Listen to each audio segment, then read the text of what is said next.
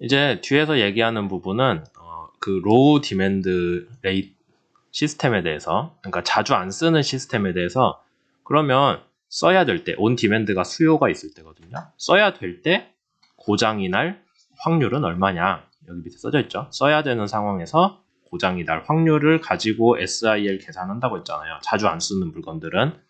그래서 자주 안 쓰는 물건 SIL은 어떻게 계산을 하냐라고 하면은, 이걸 잘 보면은 써야 될 때 안 돌아가는 게 평균적인 비가용도라는 개념으로 합니다. 비가용도라는 거는 앞에서 가용도 얘기했죠. 가용도는 멀쩡히 잘 돌아갈 때고, 거기 전체에서 멀쩡히 잘 돌아가는 거 빼주면은 그게 안 돌아갈 때의 비율이 되겠죠. UA나 아니면 책에서 그냥 A라고 쓰네요. UA라고 하면 UA라고 봅시다.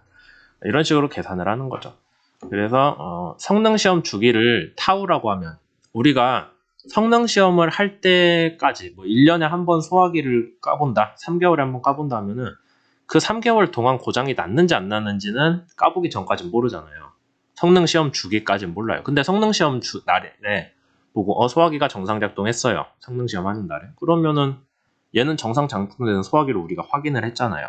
그럼 그 다음에 또 3개월 기다리는 동안에는 상태가 리셋이 된 거죠. 돌아가는 애로. 그래서 0에서 타우까지 성능시험 주기 동안에 평균적으로 얼마나 안 돌아갈지에 대한 그 확률을 구하는 겁니다. 지금 확률 갖고 계속 얘기하고 있어요. 그러면 UA 대신에 1 빼기 A로 놓고 식 정리하면 이렇게 나오겠죠. 안 돌아갈 확률이. 근데 이제 요렇게 식은 나왔는데, 그러면 가용도 얘기를 해야 되는데, 가용도. 우리가 앞에서 뭐였죠?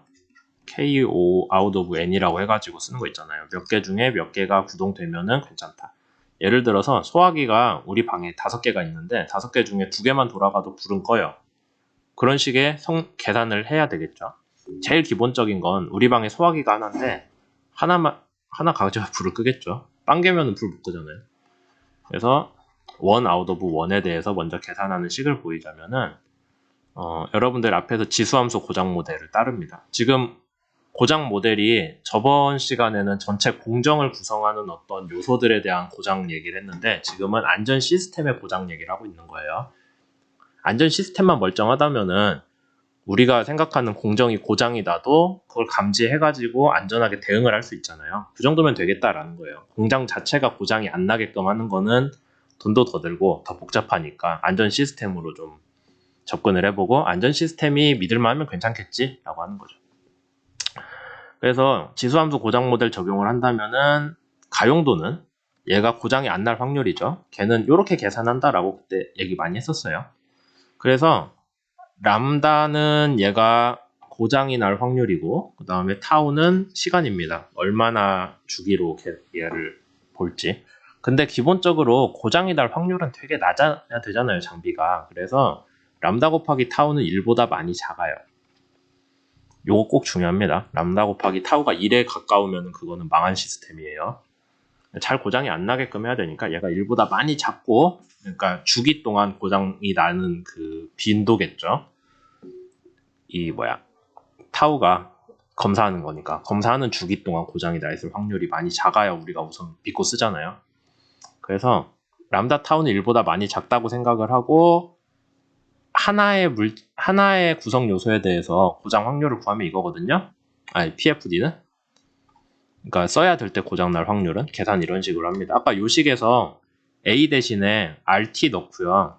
그 다음에 RT가 익스포넨셜 함수 이거다라고 해가지고 이거 집어든 거예요. 그냥 넣어서 풀면 이식 나오는데, 아까 얘기했듯이 람다 타우가 되게 작은 값이거든요.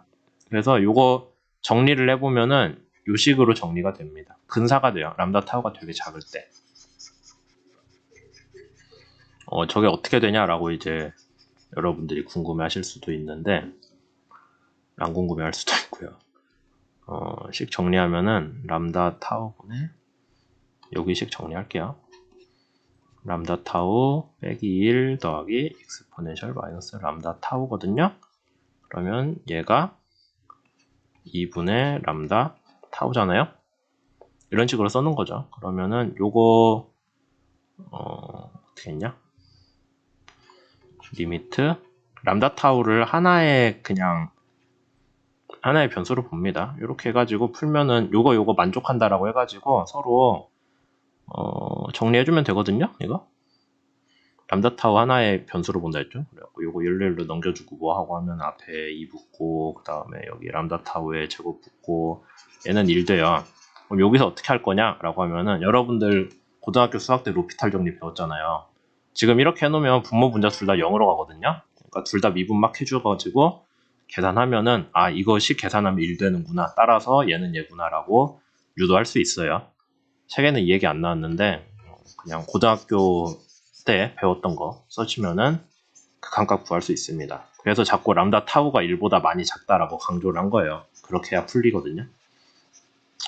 어쨌든 그런 얘기들 있고요. 뭐 혹시 다른 거 더 볼 거면 원 아웃 오브 원 말고 뭐 2개 중에 하나, 3개 중에 2개 그런 시스템을 어떻게 계산하냐 참고자료 올려놨으니까 거기서 보시고 따라서 하시거나 교과서에도 조금 얘기 더 있거든요. 보시고 계산해 보시면 됩니다.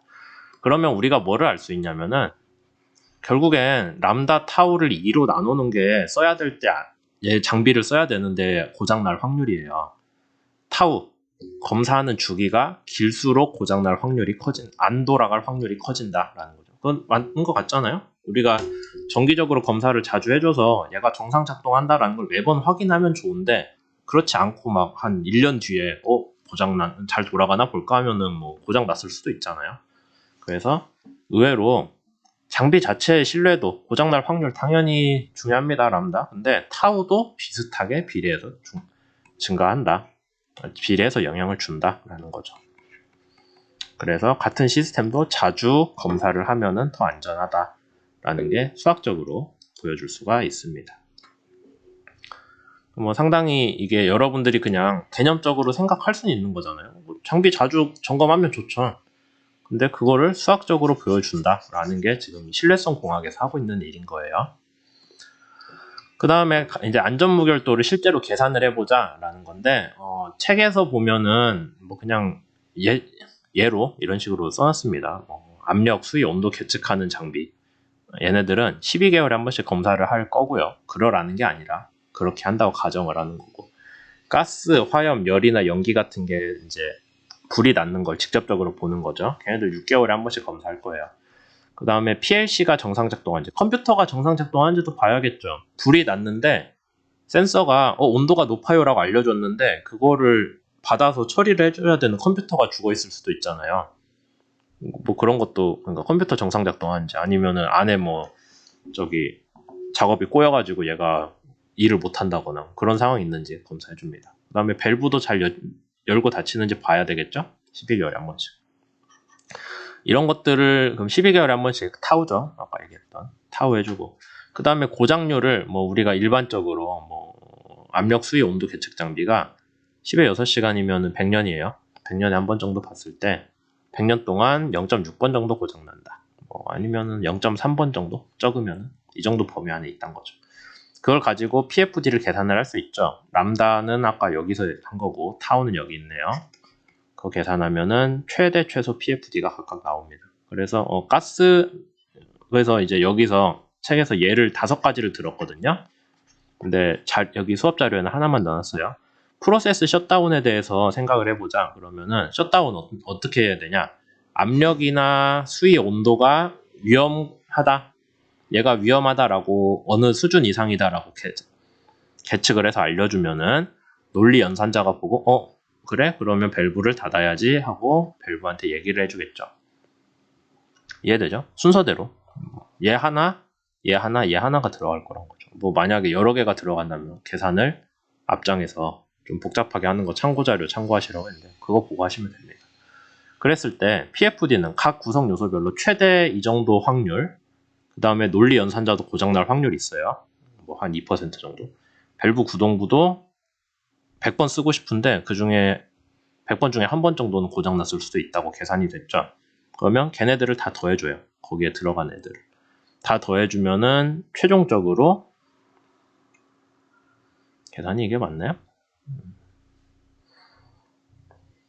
요거 숫자 제가 좀 잘못 쓴 것 같은데.